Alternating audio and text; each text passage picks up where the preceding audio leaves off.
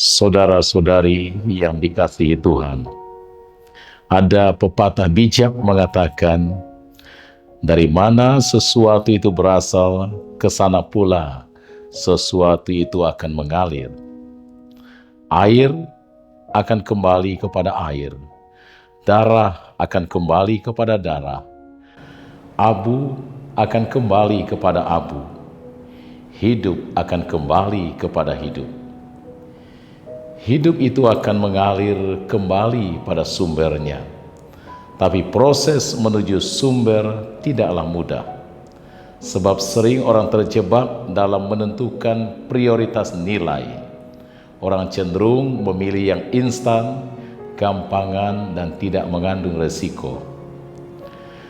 Dalam Injil, Yesus berkata kepada para muridnya, "Setiap orang yang mau mengikuti aku, ia harus menyangkal dirinya, memikul salibnya, lalu mengikuti aku."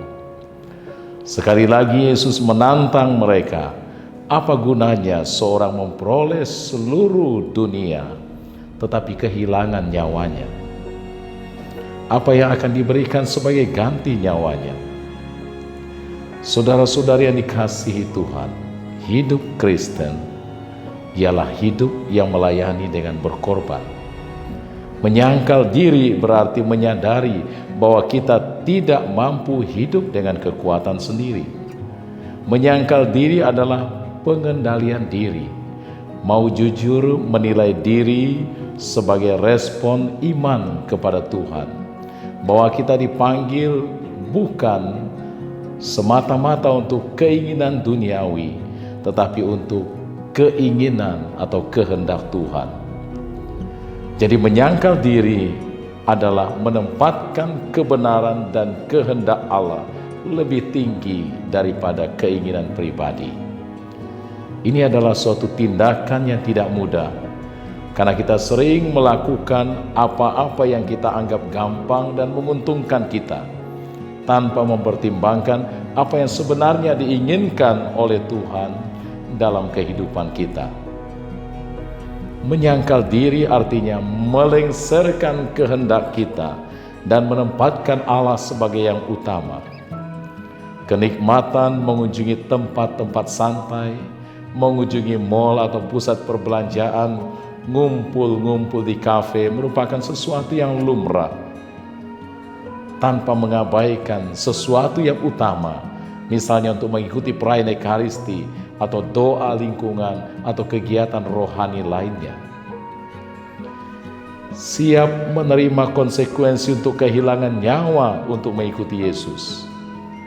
Ketika salib itu diletakkan di bahu kita untuk dipikul, apakah kita akan tetap setia menjadi murid Yesus?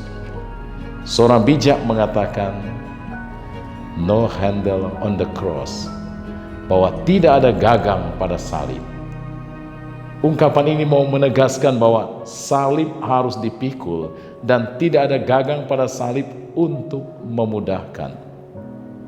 Salib adalah penderitaan yang harus ditanggung sebagaimana Kristus juga telah mengalaminya. Kelihatannya memikul salib adalah beban yang begitu berat. Namun sadarilah, dengan memikul salib setiap hari akan memampukan kita menyangkal diri dan mengikut Yesus. Saudara-saudari yang dikasihi Tuhan, hidup Kristen adalah hidup yang selalu mempedulikan orang lain ketimbang diri sendiri. Orang yang menanggung resiko demi Kristus, dan mungkin tampaknya ia seolah-olah kehilangan segalanya, ia memperoleh hidup. Seandainya tidak ada ibu yang bersedia menghadapi resiko, tentu tidak ada bayi yang dilahirkan. Seandainya tidak ada orang yang bersedia menghadapi resiko, tentu tidak akan pernah ada penemuan obat baru. Tidak akan ada mesin atau alat-alat canggih yang membuat hidup kita lebih mudah. Apabila kita menjalani hidup dengan selalu mengejar keamanan, kemudahan, dan kenikmatan, maka kita akan kehilangan segalanya yang membuat hidup bermakna. Akibatnya hidup menjadi lembek dan kendor. Hidup hanya mementingkan diri sendiri, padahal seharusnya memancarkan semangat untuk melayani. Saudara-saudari yang dikasihi Tuhan, mungkin seseorang dapat mencoba memberi uangnya, bukan hidupnya kepada Kristus. Mungkin pula orang hanya pandai berkata-kata dan bukan memberi hidupnya kepada Kristus. Satu-satunya pemberian yang dapat diberikan kepada Kristus dan gereja ialah diri kita sendiri, hidup kita sendiri. Tiada yang dapat menggantikannya. Rasul Paulus dalam suratnya kepada jemaat di Roma menegaskan cara hidup yang baik, yakni persembahkan tubuhmu sebagai persembahan yang hidup, yang kudus, yang berkenan kepada Allah. Esensi dari kehidupan tidak hanya untuk bertahan hidup, tetapi jauh dari itu adalah bertahan untuk tetap hidup bersama Tuhan yang memberikan kehidupan. Amin.